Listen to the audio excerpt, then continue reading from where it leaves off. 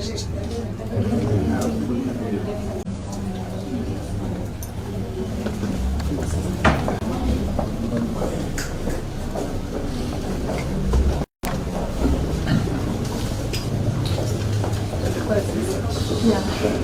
Can you give me some?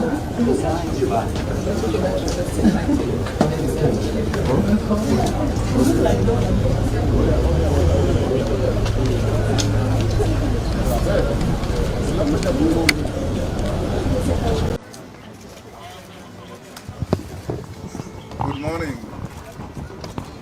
Habari zenu?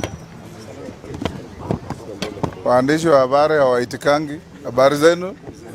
Yes. Thank you, fellow Kenyans. We've come to this Lee Funeral home in a very somber mood. A dark cloud is hanging on Parliament. Having lost one of our members, a member who was serving his second term, Honorable Charles Wer, a friend of many of us. I personally have known Charles since 2013 when we were campaigning together during the Code movement. He was our key man in Meru, and we have been working together since. On the 2nd of this month, we lost our colleague. And the circumstances under which we lost him are evidently criminal.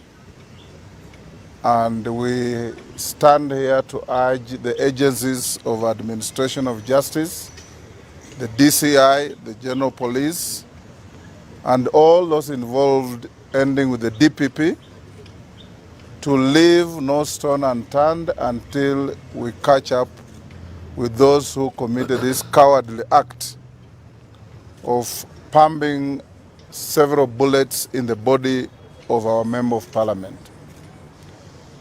We want to be open-minded so that investigations can be carried out freely and fairly.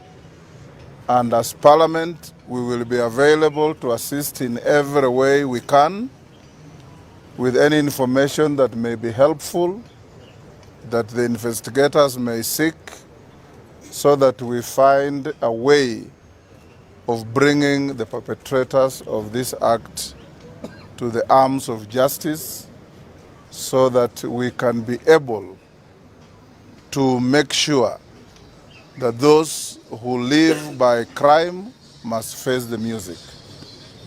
As a House of Parliament, we are actively involved in the preparations for the interment of our colleague, and we have put together a team that is working with the family. The team is being chaired by the member for Teso North, Honorable Kaunya, and we have several other members who are working together with the family and any other agencies that are involved. As you are, Kaluma is the chairman. I thought you said, okay. I thought I had appointed actually Kaluma. I thought he said Oku Kaunya is the chairman. Peter Kaluma from Homa Bay, where our colleague comes from, is chairing that committee. We are going to do the interment on Friday this week, the 9th, at his home in Kasipul constituency. And tomorrow we'll have a requiem mass in one of the Catholic churches in Nairobi, Consolata Shrine. We invite all men and women of goodwill to join us. We send a message of condolences collectively to the family, to friends, and to the people of Kasipul constituency and Homa Bay County and Kenyans as a whole. Thank you and God bless you.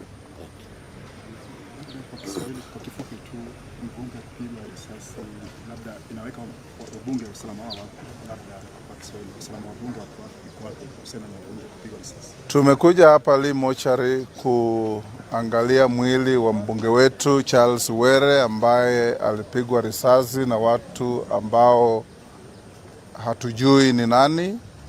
Tunaachia polisi wahakikishe hao watu wanashikwa na kupelekwa mahakamani. Kwa wabunge wetu, ninawarai kila mmoja wenu amepewa security, muhakikishe kwamba wale walinzi wenu wanafanya kazi sawasawa. Kama mnataka tuwapeleke training, tutafanya hivyo kama bunge tukishirikiana na Police Service Commission, na nataka kuhakikisha ya kwamba kila mbunge anakuwa na security ya kutosha ili wafanye kazi yao bila uoga au bila kuhofiwa kwamba maisha yao iko hatarini. Asante.